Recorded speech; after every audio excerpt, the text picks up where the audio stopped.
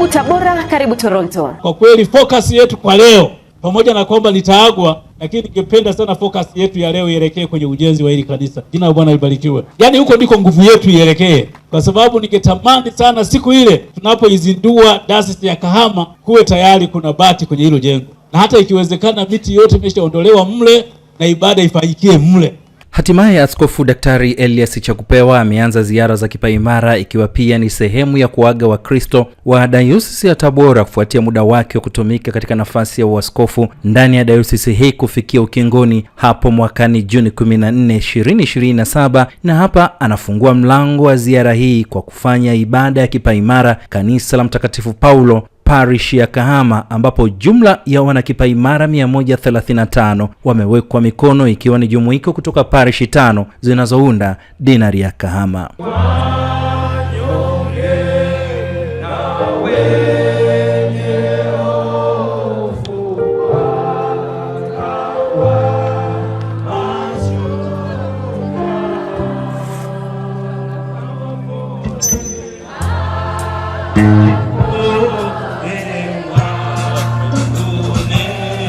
Ndugu zangu, ibada hii tutaiongoza kwa kushirikiana na makasisi waliopo hapa, na kasisi ambaye ndiye mwenyeji wetu Esron Yuba ataongoza sehemu hii ya kwanza ya ibada. Karibuni sana katika ibada hii. Bwana wetu Yesu Kristo alisema, sikia Israeli, Bwana Mungu wetu ni Bwana mmoja. Nawe mpende Bwana Mungu wako kwa moyo wako wote, na kwa roho yako yote, na kwa akili zako zote, na kwa nguvu zako zote. Hii ndio amri iliyo kuu, tena ni ya kwanza. Na ya pili yafanana nayo ni hii, mpende jirani yako kama nafsi yako. Hakuna amri nyingine iliyo kuu kuliko hizi. Katika amri hizi mbili hutegemea Torati yote na manabii. Bwana uturehemu.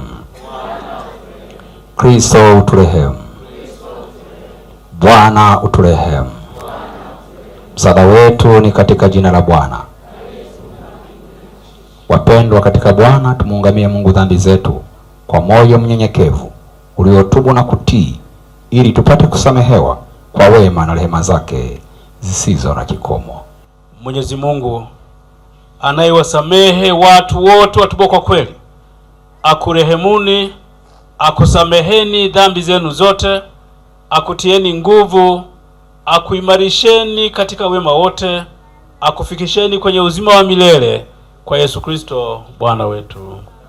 Kufuatia kuwepo kwa kusudio la dhati la kuanzishwa kwa dayosisi tarajiwa ya Kahama, Askofu Chakupewa anawiwa kutoa ujumbe huu kwa mamia ya Wakristo waliohudhuria ibada hii. Nilikuwa nikitazama wingi wa watu, alafu nikawaza tarehe 30 mwezi wa 8 patafananaje hapa Kahama. Tarehe 30 mwezi wa 8, Mungu akitujalia, ndiyo siku ambayo itazinduliwa dayosisi ya Kahama na kuanzishwa rasmi dayosisi hii na kuweka askofu wake wa kwanza. Sasa kama watu wengi namna hii katika ibada hii ya kipaimara tu, siku ile itakuwaje? Maaskofu wote wa kanisa Anglikana Tanzania watakuwepo hapa. Kwa hiyo kutakuwa idadi kubwa ya maaskofu na wageni kutoka nje ya nchi na ndani ya nchi, na kwaya mbalimbali toka ndani ya Kahama na kutoka nje ya Kahama. Kwa hiyo hapa Waha wana mithali nzuri sana, halochuambaye. Bwana Yesu asifiwe sana. Yaani huwezi kuja hivi ovyo ovyo, utakuwa umejiandaa sawa sawa. Jina la Bwana libarikiwe. Tarehe 30 mwezi wa 8, msemaji mkuu atakuwa ni baba askofu mkuu, na sisi wakati huo tumekaa pembeni pale tunasubiri tu kukabidhi fimbo ya eneo hili, kwa sababu eneo hili linameguliwa kutoka Tabora. Kwa hiyo mimi nitaapa au nitatamka rasmi kuachilia madaraka katika eneo hili. Hiyo ndio kazi tulionayo siku ile. Lakini leo ni siku yangu ya kusema lolote, maana mpaka sasa mimi ndio askofu wa hapa. Lakini kuanzia tarehe 30 masaa ya mchana saa 6 sitakuwa askofu wa Kahama tena.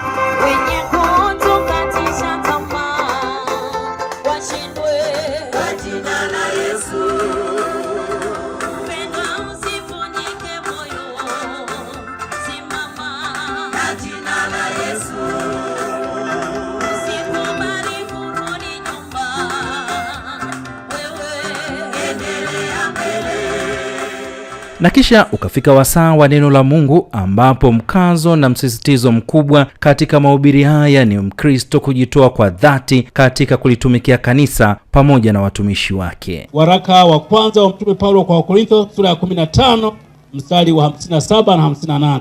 Maneno yanasema hivi: lakini Mungu na ashukuriwe atupaye kushinda kwa Bwana wetu Yesu Kristo. Basi ndugu zangu wapendwa wangu, muimarike, msitikisike, mkazidi sana kutenda kazi ya Bwana siku zote, kwa kuwa mnajua ya kwamba taabu yenu sio bure katika Bwana. Tunapotoa sadaka, tunapotoa michango kama hii michango ya ujenzi wa kanisa, tunapohimizwa kumtolea Mungu kwa namna mbalimbali, mpaka sasa kuna watu wamemaliza kushukuru, ni lazima ujiulize, wewe unafanya kazi ya Bwana namna gani? Kwa sababu katika kufanya kazi ya Bwana kuna kutoa sadaka, kuna kutoa zaka, kuna kutoa nguvu zako uje ufanye usafi mazingira ya kanisa, lakini pia kuna kutoa ushauri. Mungu ametuita sisi sote na kutupa majukumu mbalimbali. Sisi tunaovaa kanzu na kuitwa na kutumwa huko vijijini na mahali pengine popote kwa ajili ya kazi ya Mungu. Lakini na ninyi ambao mnatusapoti sisi ili tuweze kuenda, kwa sababu ili tuende tunahitaji usafiri, ili tuweze kuenda tunahitaji kula na kunywa, na wanaoweza kutuwezesha ni ninyi ambao Mungu amewaita na kuwaleta katika kanisa lake. Ndugu zangu, baada ya kumaliza kazi tutapokea taji kama ambavyo waimbaji wamekuwa wakiimba siku za nyuma. Tukimaliza kazi tutapewa taji. Kukamilika kwa sehemu ya kwanza ya ibada hii kukafungua mlango wa sehemu ya pili ya harambee ya upatikanaji wa fedha kwa ajili ya upauaji wa kanisa jipya parish ya Kahama. Tunaendelea na ujenzi wa kanisa jipya ambalo hadi kukamilika kabisa litagharimu kiasi cha shilingi milioni 862,771,632, lakini hadi sasa tumetumia kiasi cha shilingi milioni 350 na kubakiwa na kazi ya shilingi milioni 512,771,632. Ujenzi huu umekuwa ukifanyika kwa awamu na gharama ya upauaji ni shilingi milioni 232, ambapo kati ya hizo shilingi milioni 130 zimechangwa na waumini wenyewe. Sasa awamu hii tumepungukiwa na kiasi cha shilingi milioni 102. Malengo na matarajio makubwa kwa Wakristo hawa ni kuhakikisha kanisa hili linapauliwa kabla ya kusimikwa kwa askofu wa dayosisi tarajiwa ya Kahama inayomegwa kutoka dayosisi ya Tabora. Kwa niaba ya afisa madini mkazi Kahama, tunaahidi kutoa shilingi 500,000.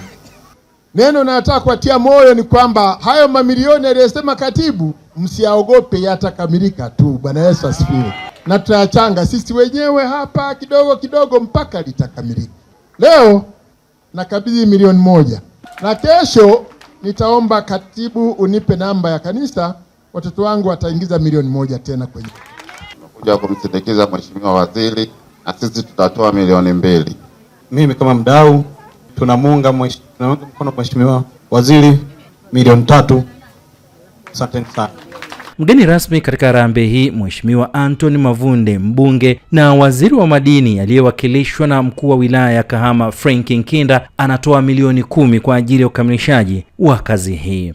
Wakati nakuja hapa, Mheshimiwa Mavunde alinielekeza, pamoja na jitihada zako kama mkuu wa wilaya, kwa sababu Kahama ni iko chini ya himaya yako, lakini endelea kutafuta wadau sekta ya madini ili kuhakikisha muda ambao umewekwa jambo hili linafikiwa.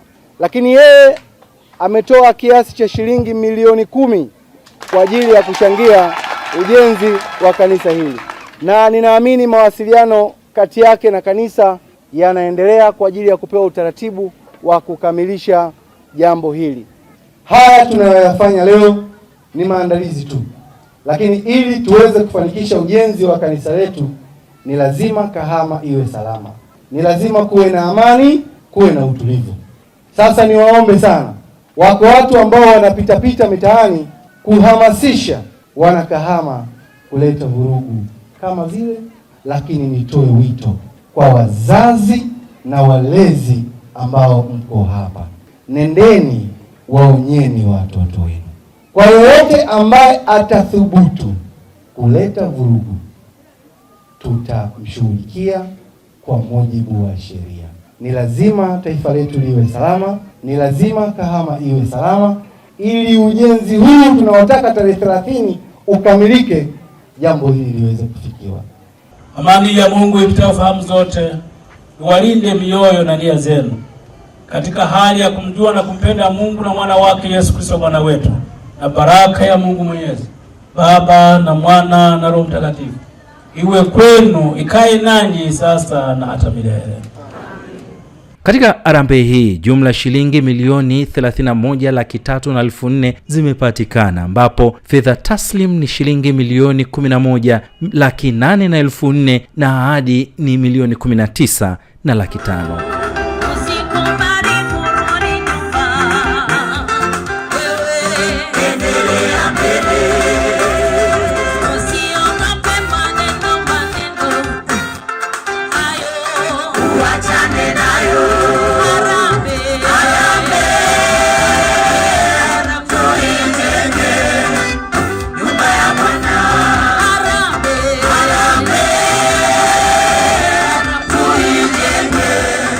Kupitia YouTube channel, gonga na subscribe channel yetu ili uwe wa kwanza kuhabarika na kuburudika na Toronto Online TV. Karibu Tabora, karibu Toronto.